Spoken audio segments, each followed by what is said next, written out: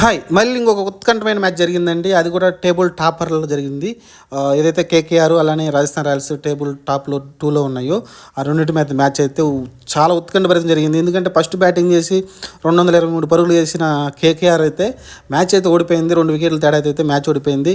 Rajasthan Royals అయితే 2 వికెట్ల తేడాతో గెలిచింది. దీనిలో జాస్ బట్లర్ అయితే 100 తోటి అయితే మంచి నాకాడి మ్యాచ్‌ని అయితే ఫినిష్ చేశాడు.